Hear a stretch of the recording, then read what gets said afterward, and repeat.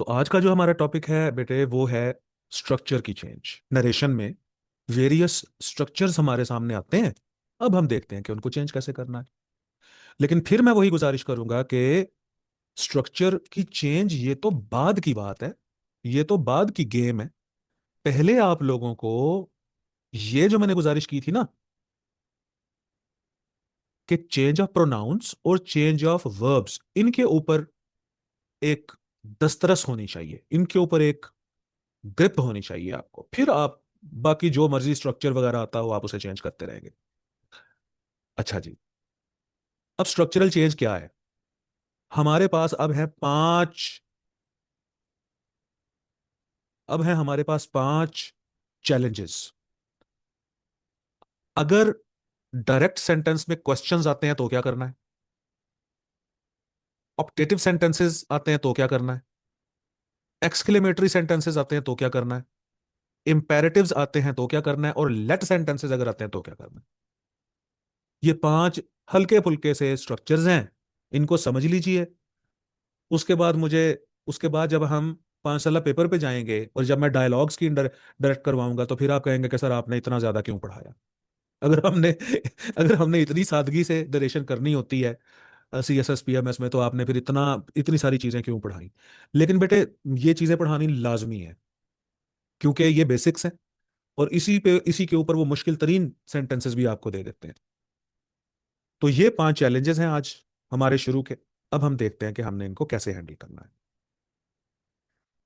अच्छा जी, अब क्वेश्चंस किस किस्म के होते हैं? क्वेश्चंस जनरली तो दो किस्म के होते हैं। एक वो क्वेश्चंस हैं तो WH फैमिली से स्टार्ट होते हैं। एक वो क्वेश्चंस हैं जो WH फैमिली से स्टार्ट होते हैं, और एक वो क्वेश्चन है जो WH फैमिली से स्टार्ट नहीं होते। हेल्पिंग वर्ब से स्टार्ट हो सकते हैं, लिंकिंग वर्ब से स्टार्ट हो सकते हैं।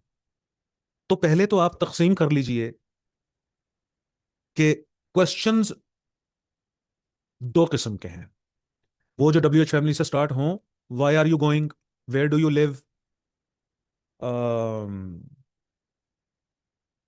How do you make such mistakes, and when will you come, when is he coming. अच्छा, या व्हेन डिड ही कम, या वेयर डिड ही कम, या व्हाई डिड ही कम, या व्हाई डज ही कम, वगैरह वगैरह। तो या तो WH फैमिली से स्टार्ट होंगे या आपके सेंटेंस WH फैमिली से स्टार्ट नहीं होंगे। जैसे मैं कहूं are you going, is he ill, does he go for a walk, does he go for a walk, did he go for a walk. अच्छा, विल यू हेल्प मी। अब देखें, WH family से बनेगा why will you help me. WH family को हटाएंगे तो बन जाएगा विल यू हेल्प मी। अच्छा, WH फैमिली के बगैर बनेगा do you get up early in the morning. Do you get up early in the morning, do you get up early in the morning, क्या तुम सुबह सवेरे उठते हो? ये WH फैमिली के बगैर क्वेश्चन है। या बनेगा why do you get up early in the morning, क्यों उठते हो सुबह सवेरे? अच्छा, या तो आप कहोगे डिड दे अराइव लेट, क्या वो लेट पहुंचे? या आप कहोगे why did they arrive late, वो क्यों देर से आए?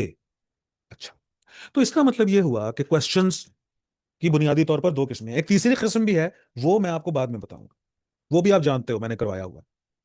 अब स्टेप वाइज याद रखिएगा कि अगर तो क्वेश्चंस का इंटरेक्ट बनाना हो, यानी इंट्रोगेटिव सेंटेंसेस का इंटरेक्ट बनाना हो, तो स्टेप नंबर वन है ये है कि ही आस्क्ड कहना। क्योंकि ये क्वेश्चन है तो लिहाजा क्वेश्चन के मुताबिक आपने लिखा ही आस्क्ड। ये हो गया step number one, he asked मी। आपने लिखा ही आस्क्ड मी। दूसरे स्टेप में क्या करना है कि दैट नहीं लगाना, WH फैमिली को ही नीचे उतार लेना दैट के बगैर। ये हो गया दूसरा पॉइंट, ये हो गया सर दूसरा ये स्टेप। दोबारा समझा दो। अच्छा, दोबारा गुजारिश करता हूं,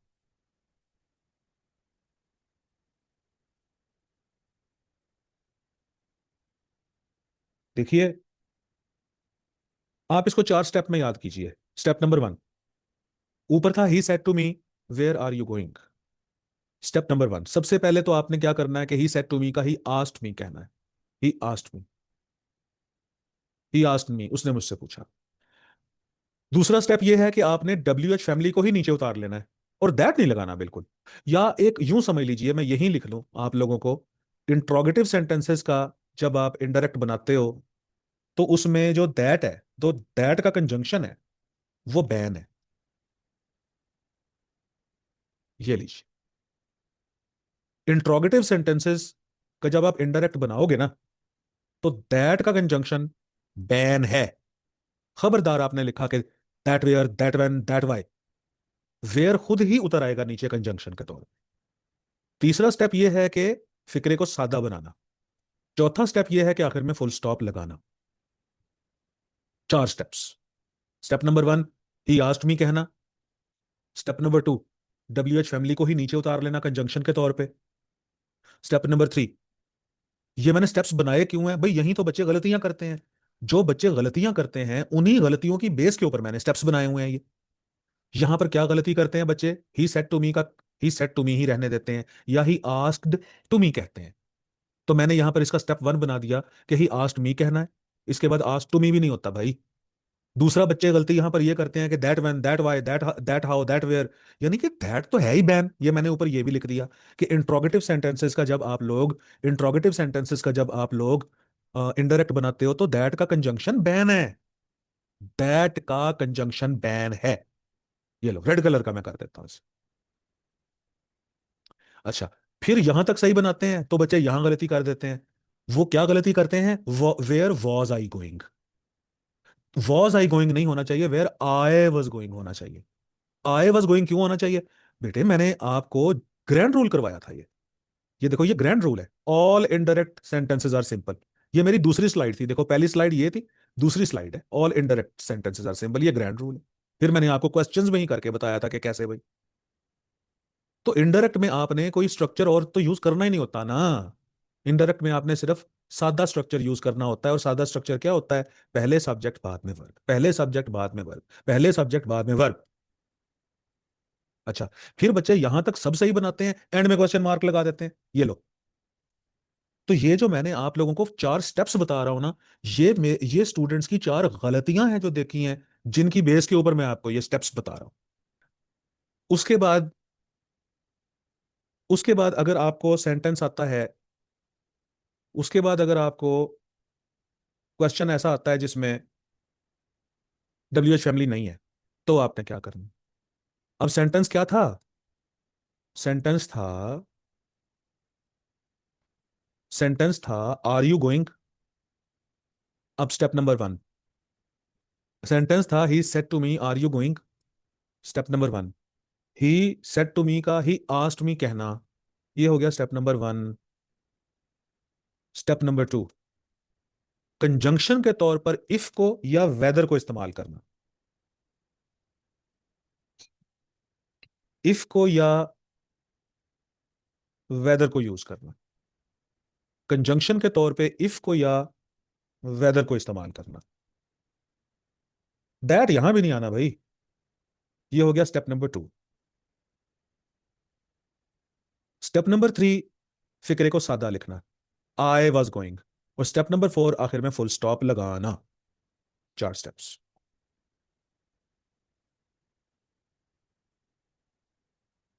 चलिए, अब मैं आप लोगों को दो सेंटेंसेस देता हूं, और आप लोग मुझे जरा उसका इंडायरेक्ट बना के दिखाओ। He said to me, comma inverted commas begin. He said to me, comma, inverted commas begin. Why did he, why did they come late? Question mark. और दूसरा सेंटेंस है, he said to me, comma, inverted commas begin. Did they come late? चले जी। जब आप बना लेना तो मुझे सिर्फ बताइएगा कि बना लिया, पहले बोलिएगा मत। सर बना लिए। हारिस ने बनाया। एक और बच्चा जरा बता दे मुझे, तो फिर मैं डिस्कस करवाता हूँ। कोई एक बच्चा और कह देगा ना बना लिया, फिर सर मैं डिस्कस। सर फर्स्ट वाले एक बना लीजिए। चलें, वली ने बना लिया। चलें, एक बच्चा और बता दे। एक बच्चा और बता दे बना लिया। सर बनाए। चलें, दाऊद ने बना लिया। बन गया यस सर। सर। आलिया ने बना लिया। अब मुझे हारिस बताएं क्या बनाया है पहले का।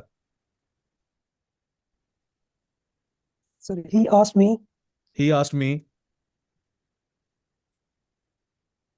Why they had come late. शाबाश शाबाश। Why they had come late. अच्छा, अब ये हारिस ने कैसे बना लिया। स्टेप नंबर 1 तो हारिस ने कहा ही आस्क्ड मी। वाई जो है वो वैसे का वैसा नीचे उतारा। दे ने बदलना था नहीं। अब इन्होंने हैड खुद से क्यों लगाया। हैड खुद से क्यों लगाया। पास में है सर। सर शाबाश। सर दोनों पास में है। According to the rule. Had इन्होंने इसलिए लगाया कि बाहर भी पास्ट है और अंदर भी पास्ट है। बाहर वाला पास सेड यस से, सर। हाँ, बाहर वाला पास सेड से जाहिर हो रहा है और अंदर वाला पास जो है वो डिड से जाहिर हो रहा है। तो हैड इन्होंने लगा दिया खुद। अब कम की जो थर्ड फॉर्म होती है वो भी कम ही होती है। कम, यस सर। केम, कम। सर हम तो आज तक गेम समझ के बैठे थे। तो ये वो वाला खानदान है ना। कम, केम, कम, रन, रैन, रन, स्विम, स्वैम, स्वंग। ये वो वाली फैमिली है सारी। अच्छा, अब इन्होंने स्टेप्स, हारिस जरा स्टेप्स गिनवा दें एक दफा। स्टेप नंबर 1 पे आपने क्या किया। सर आज का इस्तेमाल क्या है। आस्क मी का इस्तेमाल किया। स्टेप नंबर 2 पे क्या किया। सर वाई से कोई दैट का वाई, इस्तेमाल नहीं है। वाई सेम लिखा। स्टेप नंबर 3 पे आपने क्या किया। सिंपल सर सेंटेंस बनाया। जी सिंपल हाँ, स्ट्रक्चर बनाना सिंपल है। स्ट्रक्चर बनाया। यानी आपने ये तो नहीं ना कहा why had they come late. आपने कहा why they yes sir. Had come late. और चौथा स्टेप क्या फोर प्लस बनाया। Full stop sir. चौथा स्टेप फुल स्टॉप फुल लगाया। Stop sir. शाबाश। अब कोई बच्चा मुझे बता दे दूसरा। दूसरा कौन बताएगा। ही हारिस नहीं। Asked me. अच्छा, दाऊद सर बता रहे हैं। अच्छा जी। ही आस्क्ड मी। सिर्फ एक मिनट बेटे। He ask me. यस। जी, आगे बताइए। ही आस्क्ड मी इफ एक इफ। लगेगा एक। इफ, आगे बताइए। If they had came late. शाबाश, they had if came late. Come come sir they had come ही है sir. They had come late, sorry, come they late हो गया ना। They had come come late. Late हो गया। Late. Come late. चलें हारिस, मुझे स्टेप्स बता दें। ओ सॉरी, दाऊद स्टेप बताओ आप बेटे। कैसे कैसे स्टेप बनाया। Sir first step set convert to asked. सही है, सिर्फ एक मिनट ठहरिएगा, मैं जरा नंबर लगा लूं इसके। तो स्टेप नंबर 1 पे आपने आस्ट, स्टेप नंबर 1 का सेट का आपने आस्क बनाया। 2 क्या किया है आपने। Yes step number 2। Sir. Did. Yes sir. Sir second if add if add किया है। Step is a number, conjunction. शाबाश, as a conjunction. Step number 3 पे क्या किया है। Simple form simple tense. शाबाश शाबाश, सिंपल स्ट्रक्चर बनाया। स्टेप नंबर 4 पे क्या किया। Full stop. शाबाश, फुल स्टॉप लगाया है। Very good.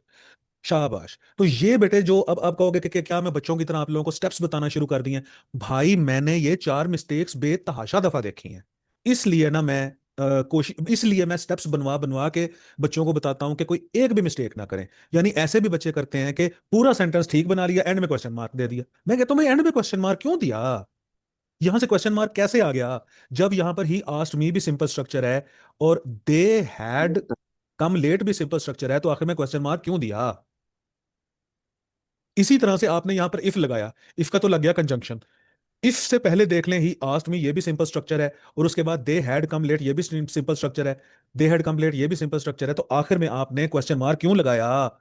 क्वेश्चन मार्क तो डायरेक्ट सेंटेंसेस में आता है, इनडायरेक्ट सेंटेंस में कहां यस आ गया सर। Question mark. हाँ जी। चलें, वेरी गुड। ये तो हुआ एक कॉन्सेप्ट मुकम्मल, और ये सबसे मुश्किल इसी को समझा जाता है जी कि इंट्रोगेटिव सेंटेंस का इनडायरेक्ट कैसे बनाना है। अब एक किस्म के सर इंट्रोगेटिव। जी जी जी, बोलिए। अगर डायरेक्ट नेशन में चॉइस आया तो फिर इफ की जगह पर विदर का इस्तेमाल अब देखें, अब मैं, जरूरी। अब देखिए जरा, मैं उसी तरफ आ रहा हूं। देखें, अब हुजूर देखें, अब ये जो दाऊद कह रहे हैं, ये कह रहे हैं कि सर अगर चॉइस आती है, क्वेश्चन भी हो और चॉइस भी हो, या मैं इसको यूं बोलूं, टैग क्वेश्चंस हैं ये। टैग यस क्वेश्चंस, हाँ ये मैंने आपको करवाए थे पंक्चुएशन में, और मैंने क्या गुजारिश ये की सर थी? कंफर्मेशन कंफर्मेशन के लिए यूज हाँ करते वली कह रहे कंफर्मेशन के लिए, शाबाश। अब देखो, यू आर अ पोएट, पहले आ गया सादा फिक्रा, उसके बाद aren't you, you are not a poet, उसके बाद आर यू। यानी मैंने आपको क्या गुजारिश की, मैंने कहा था देखिए या तो पहले लिखिए सिंपल सेंटेंस, नेगेटिव ना हो, फिर बाद में आरंट यू कहिए। अच्छा, अगर पहले ही आपने कह दिया कि you are not a poet, यानी पहले ही मनफी फिक्रा बना दिया, तो बाद में फिर आपने आरंट यू नहीं कहना, यानी नेगेटिव नेगेटिव नहीं करना, ना ही पॉजिटिव पॉजिटिव करना है। नेगेटिव पॉजिटिव होना चाहिए कि अगर पहले पॉजिटिव है तो यहां आरंट आ गया, अगर पहले नेगेटिव है तो यहां से अकेला आर यू आ गया। मैंने कहा था बेटे एक तो ये बात अपने जहन में रखिएगा, दूसरा टेंस का ध्यान रखिएगा कि अगर शुरू में है यू वर्क हार्ड, तो यहां पर आना चाहिए डोंट यू। यानी कि टैग क्वेश्चन में एक तो टेंस सेम होना चाहिए, यू ना हो कि you are a poet weren't you, you ना हो कि you are a poet don't you, you ना हो कि you are a poet didn't you, you ना हो कि you are a poet haven't you. ओ भाई, हैवंट यू तब लिखोगे अगर पहले हैव हो तो, यानी यू हैव अ कार अगर हो तो, अगर हो यू हैव अ कार, तो आप कहिए बाद में हैवंट यू। अब ये जैसे इन्होंने वाजिद में कहा है कैसा डाउट के लिए, देखें बिल्कुल ये डाउट को क्लियर करने के लिए ही होते हैं, लेकिन इनके अंदर एक चॉइस भी होती है। डाउट तभी होता है ना कि जब बंदे को चूज करना पड़ जाए, पता नहीं वो डॉक्टर है या डॉक्टर नहीं है, पता नहीं वो पोएट है या पोएट नहीं है, यानी उसको एक तस्वुर के ऊपर जाना ही पड़ता है। अब अगर ये दोनों किस्म के टैग क्वेश्चंस आ जाएं, तो इनका इंट्रोगेटिव एक ही तरीके से बनता है, वो बनता है वेदर और के कॉम्बो के साथ, वो बनता है वेदर आर के कॉम्बिनेशन के साथ। इसमें भी स्टेप्स कर लेते हैं। Step number 1 he asked me कहना, step number 1 he asked me कहना, स्टेप नंबर 2 वेदर और का कॉम्बिनेशन बनाना, स्टेप नंबर 3 सादा फिक्रा लिखना। भाई फिक्रा तो सादा ही आना है भाई, सेंटेंस तो सादा ही होना है, ये तो बात हमारी कंफर्म है, और आखिर में फुल स्टॉप लगाना है। Step number 1 he asked me कहना, स्टेप नंबर 2 वेदर और का कॉम्बिनेशन बनाना, स्टेप नंबर 3 सादा फिक्रा लिखना, और स्टेप नंबर 4 आखिर में फुल स्टॉप लगाना। चलो अब सर। यहाँ आप, पर वेदर मस्ट है और इफ नहीं लगा सकते। हाँ well that is a very good question. यहां पर बेटे वेदर मस्ट है, यहां पर इफ ना लगाइएगा।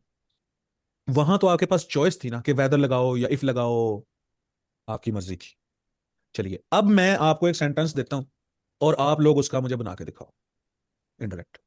दे said to Jiya, comma, inverted commas begin, you buy cars, you buy new cars, comma. अब बाय आया तो इसका टैग बनेगा डोंट यू, क्वेश्चन मार्क। चलो बेटे अब आप इसका मुझे इनडायरेक्ट बना के दिखाओ, लेकिन बोलिएगा ना, डायरेक्टली मुझे बताइएगा कि बना लिया है। सर हो गया। हो गया सर। हारिस आलियान, ये इन दोनों का हो गया, एक बच्चा और हो बता गया दो। सर। हो गया दाऊद ने सर। भी कर लिया, चलें। अब मुझे पहले किसने बताया था? दाऊद ने बताया था।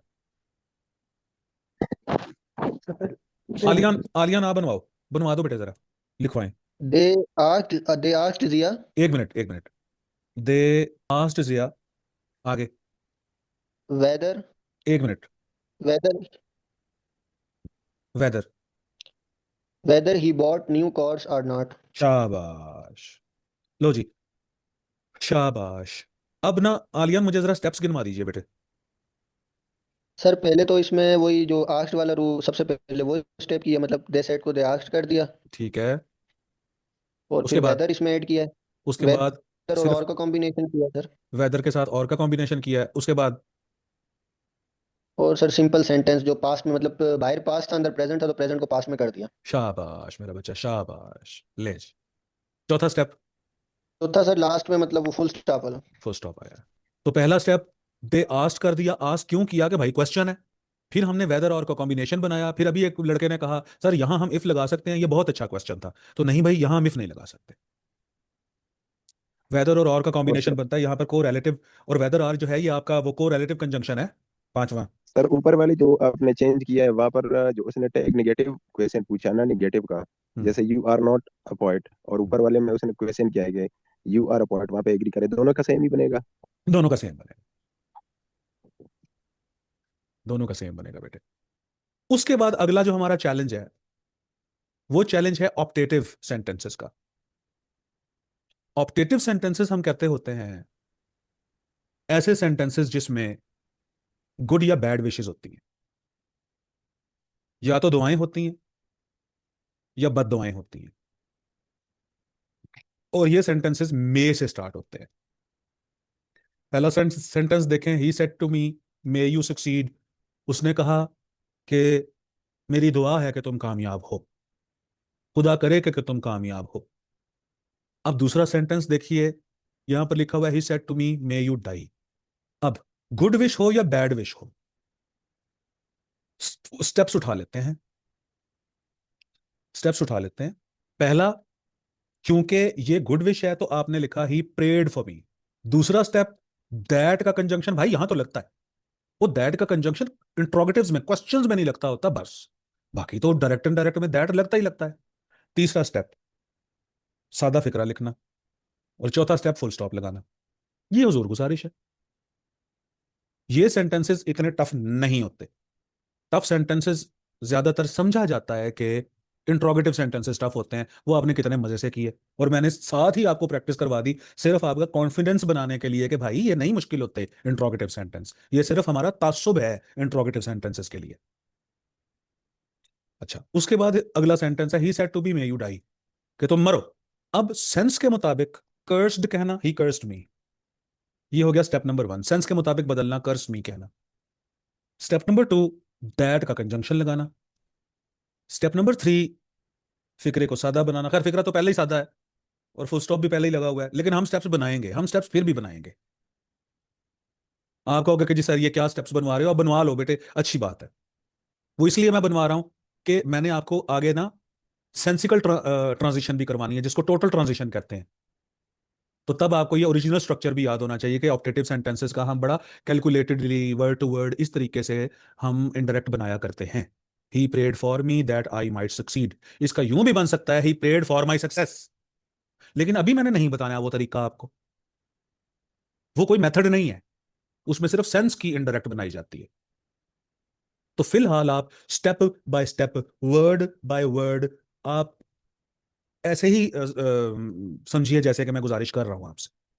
उसने मुझे मरने का कहा तो कर्ज किया ना उसने, दैट का कंजंक्शन लगाया और आगे सादा फिक्रा बना के फुल स्टॉप लगा दिया। ये हो गए ऑप्टेटिव सेंटेंसेस। उसके बाद है हुजूर एक्सक्लेमेटरी सेंटेंसेस। एक्सक्लेमेटरी सेंटेंसेस में भी हमने सेंस के मुताबिक चेंजिंग करनी होती है। एक्सक्लेमेटरी सेंटेंसेस में भी हमने सेंस के मुताबिक चेंजेस करनी होती हैं। जैसे वो कहता है he said alas. Exclamatory sentences की ना और ऑप्टेटिव सेंटेंसेस में ना फर्क यही होता है कि ऑप्टेटिव सेंटेंसेस होते हैं मे से start, may you succeed, may you pass your exams, may you be prosperous.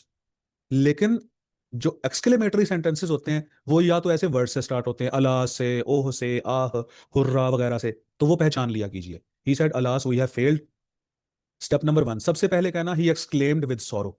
सबसे पहले तो सेंस देखना, अलास तभी बोला जाता है जब उदासी का इजहार किया जाए, तो या तो लिखो ही exclaimed with sorrow, he exclaimed with sadness.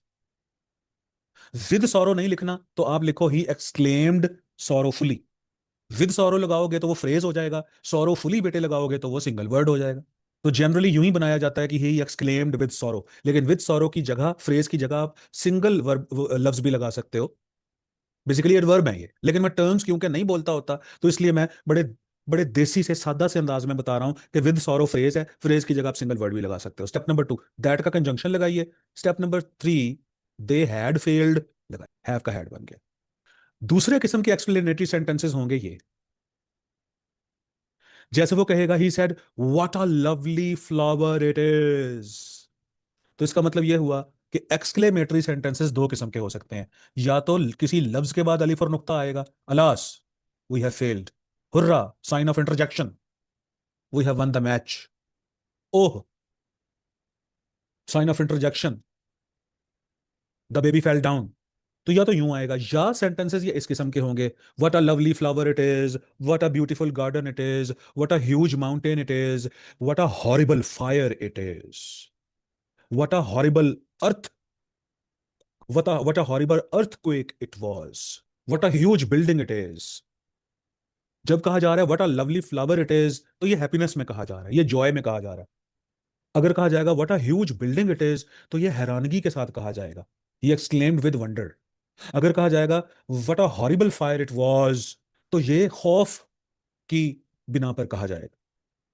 अगर कहा जाएगा how stupid you are, how stupid you are, कितने बेवकूफ हो तुम, तो ये तंजन कहा जाएगा, ये तंज के मारे कहा जाएगा, ये क्रिटिसाइज करते हुए, ये गुस्से में भी कहा जा सकता है। तो टोन क्या है फिक्रे की, वो टोन बेटे खुद फैसला करना ना। अगर लिखा हुआ है what a huge building it is, अब यहां पर वो खुशी का इजहार नहीं कर रहा, what a huge building is, बड़ा खुश हो रहा है वाजी वाह कितनी ह्यूज बिल्डिंग है, नहीं, वो हैरान हो रहा है कि यार कितनी बड़ी building, what a huge building it is. तो यहां तो मतलब कि टोन चेक करनी है आपने, तो आप कहेंगे ही एक्सक्लेम्ड विद वंडर। अच्छा, अगर वो कहेगा कि what a horrible storm it was, अब वो हॉरिबल स्टॉर्म पे हैरान थोड़ा ना हो रहा है, वो हॉरिबल स्टॉर्म कह रहा है कि वो डरा हुआ है, तो आप कहोगे ही एक्सक्लेम्ड विद फियर, या कहोगे ही एक्सक्लेम्ड फियरफुली। देखें, मैंने ये एक लंबी पुरजोश तकरीर इस वजह से की है कि यहां तो ना गुड और बैड विशेस दो ही किस्म का था ऑप्टेटिव सेंटेंसेस में, लेकिन ये जो एक्सक्लेमेटरी सेंटेंसेस है ना, इनका दायरा कार थोड़ा वसी है, इसमें डिफरेंट टाइप के वर्ड्स आते हैं और टोन आपने खुद चेक करनी होती है। ये था ओरिजिनल सेंटेंस। अब हुजूर इस पे भी हम वही स्टेप्स बना लेते हैं। वो स्टेप्स क्या है? He said what a lovely flower it is, तो स्टेप नंबर 1 हमने कहा ही एक्सक्लेम्ड विद जॉय, ये हो गया स्टेप नंबर 1। यहां पर कुछ कहते हैं बच्चे के सर हम वंडर लिख लें, यहां पर वंडर भी लिख लो यार, ठीक है, मतलब उसने हैरानगी से कहा कि यार कितना खूबसूरत फूल है, हैरान हो गया वो फूल की खूबसूरती देखकर, चले यहां वंडर भी आ सकता, फियर तो नहीं ना आ सकता, एंगर तो नहीं ना आ सकता, इरिटेशन तो नहीं ना आ सकता, तो जॉय और वंडर आपस में बाज औकात एक दूसरे की जगह पर आते हैं। ही exclaimed with Joy, step number 1। Step number 2 that का कंजंक्शन तो भाई यहां भी लगना है। स्टेप नंबर 3, यहां पर बात अब नोट करने वाली है। डायरेक्ट सेंटेंस में था what a lovely flower it is, हमने इसका इनडायरेक्ट बनाया the flower was very lovely. तो आप it was a very lovely flower कहने की बजाय बेहतर यह है कि अपने मेन सब्जेक्ट से बात शुरू करें, that the flower was very lovely. और बात ये करते हैं सर वेरी क्यों लगा रहे हैं आप, तो सर वेरी किस खुशी में लगाया? भाई वटा को इक्वेट किया मैंने, यहां पर था वट आ, कितना खूबसूरत फूल, यहां पर मैंने कहा वेरी बहुत खूबसूरत। डायरेक्ट नरेशन में कहा गया वट आ लवली फ्लावर, कितना खूबसूरत फूल है ये, और इनडायरेक्ट नरेशन में कहा गया कि फूल बहुत खूबसूरत था। वट आ का बैलेंस है जो मैंने यहां पर किया, वट आ का वेरी से, इसलिए मैंने वेरी लगाया। चलो अब आप मुझे एक सेंटेंस में लिखता हूं, वो जरा बना के दिखाओ। अच्छा जी, सेंटेंस है they said comma inverted commas begin sincere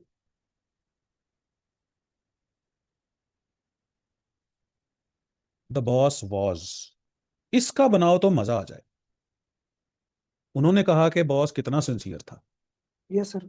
They exclaim with joy that शाबाश, they exclaim with joy that, the boss was boss had been very head sincere. Been होगा, had been. Yes, the क्या boss was. बात है। Boss had been, Wali Khan बी की और family आ रही है ना। हाँ, अब देखो, अब सब कुछ ठीक बना रहे थे ये सब कुछ ठीक बना रहा था ये दाऊद, लेकिन they exclaim with joy that the boss, और वही मेरी बात हुई कि ये हम लोग इसमें धोखा खाते हैं कि वर्ब बाहर पास्ट है और अंदर भी पास्ट है, तो आना चाहिए had been very sincere.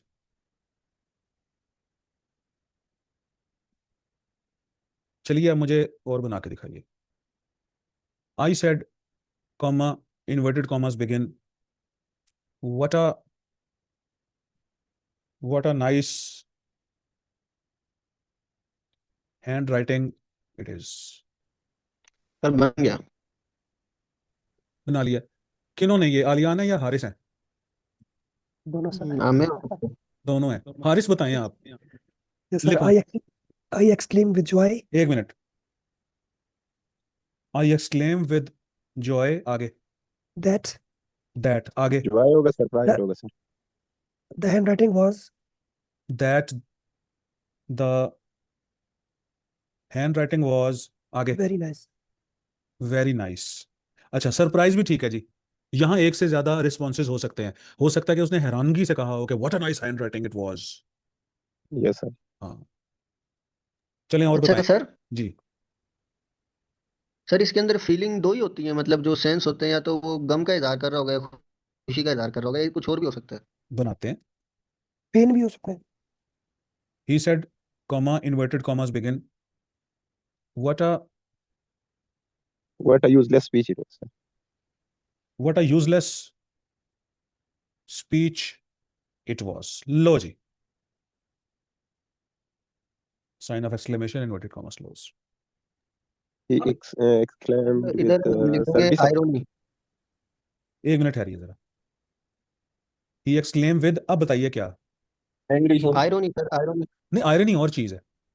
Irony मैं आपको बताऊं क्या है। सर तंज जिसको कहते हैं, मतलब। नहीं, अब सारे सुनो, इंजॉय करोगे आप।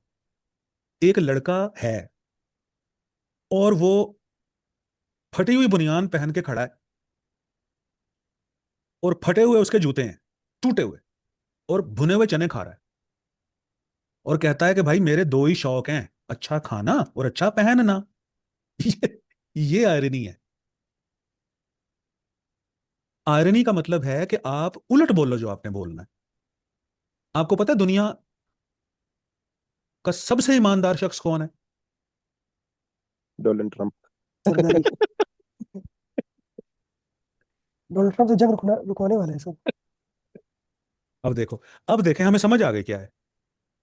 तो आपने ये आयरनी बोली है। तो आयरनी ऐसा तंज होता है जिसमें आप उलट लफ्ज बोलते हो। तो he said what a useless speech it was, तो he exclaimed with angry satire. Sir. With satire कहें, सटायर कहते हैं हम डायरेक्ट तंज को, या एंगर कहें जैसे भी आप कह रहे हैं। गुस्से में भी वो कह सकता है, सटायर में भी वो कह सकता है, और वो इरिटेशन में भी कह सकता है। स्पीच बेचारे ने सुनी होगी ना। और सर स्पीच सुन, फ्रस्ट्रेशन। फ्रस्ट्रेशन, ये ले जी, फ्रस्ट्रेशन आ सकता है, इरिटेशन आ सकता है। ले, अब देखें ह्यूमर कितने आ सकते हैं सर। हाँ, ह्यूमर। वर्थलेस। ही exclaimed frustratedly सर, इसको हम एडवर्ब बना सकते हैं बना सकते हैं। विद कोटा का। 100%, शाबाश। तो ये यस जो सर। लड़के कह रहे हैं ना, ये सेफ है ऑप्शन। Yes sir. तो यह आ जाएगा, ही एक्सक्लेम विद एंगर। आगे लिखवाइए जरा, that, the speech had been used. शाबाश, speech had been useless, very useless. अच्छा मेरा बच्चा, अब दो छोटी छोटी बातें और रह गई, वो हम करते हैं। अब आए हैं आपके इंपैरेटिव सेंटेंसेस। मैंने वॉइस में आपको इंपैरेटिव सेंटेंसेस करवाए थे, लेकिन एक दफा फिर मैं आपको बता दूं, इंपैरेटिव सेंटेंसेस क्या होते हैं। इंपैरेटिव सेंटेंसेस, जी जी, इंपैरेटिव सेंटेंसेस की शक्ल कैसी होती है। They start with the first form of the verb, जैसे कि ओपन द डोर, जैसे कि पॉलिश माई शूज,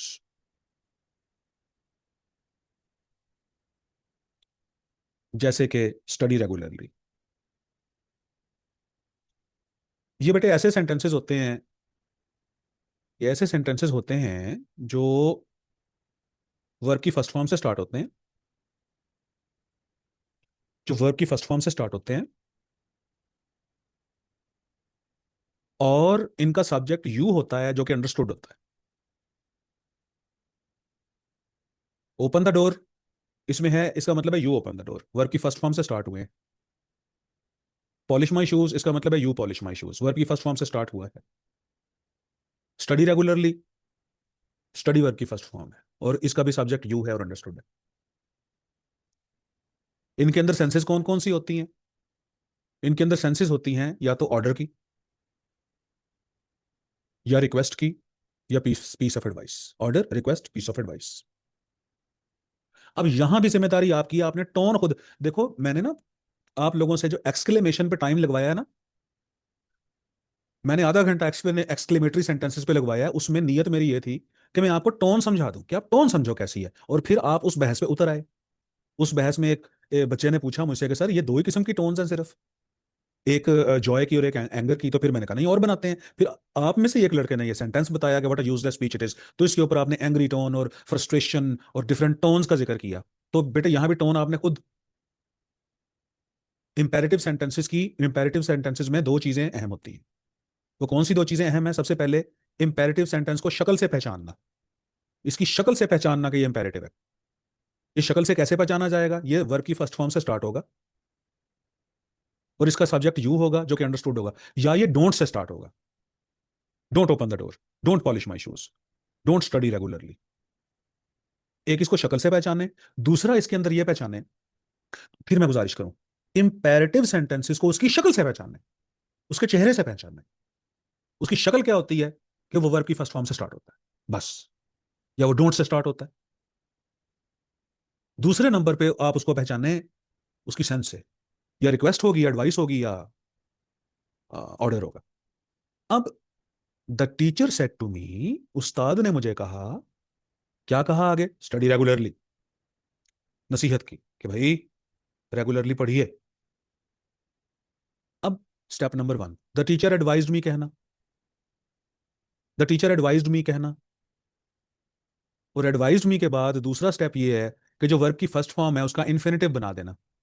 यहां पर स्टडी वर्ब की फर्स्ट फॉर्म थी, यहां मैंने टू और वर्ब की फर्स्ट फॉर्म लगा दी, बस। इसमें दैट शैट आता ही नहीं है।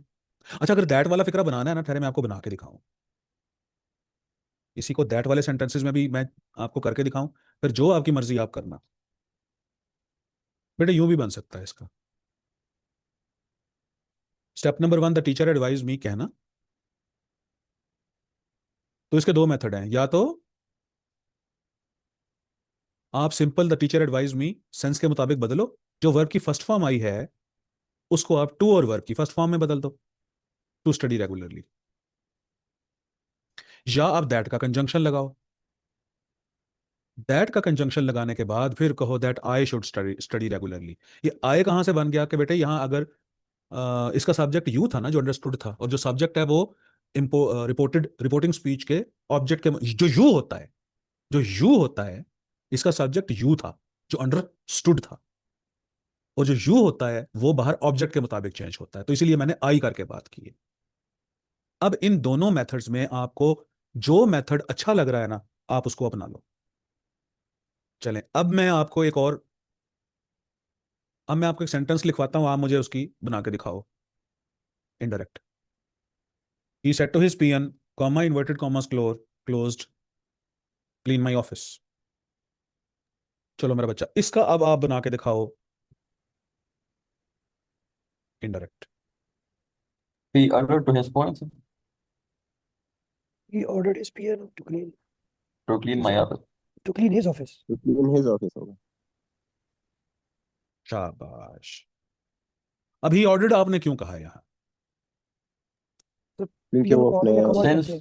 of ऑर्डर ही पे। हाँ जी, तो जो अपने पियन से कह रहा है तो उसको ऑर्डर ही देगा ना, और ऑफिस क्लीन करना कोई रिक्वेस्ट तो है नहीं। He ordered his peon to clean his office. अच्छा, अब अगर ये सेंटेंसेस डोंट से स्टार्ट हो तो क्या करना है? अब अगर ये सेंटेंसेस डोंट से स्टार्ट हो तो क्या करना है? He said to me don't open the door, तो आप दो तरीकों से इसे बना सकते हो। He ordered me not to open the door. अगर आपने पहले ऑर्डर्ड कहना है तो बाद में नॉट टू कहिए, या कहिए he forbade me to open the door.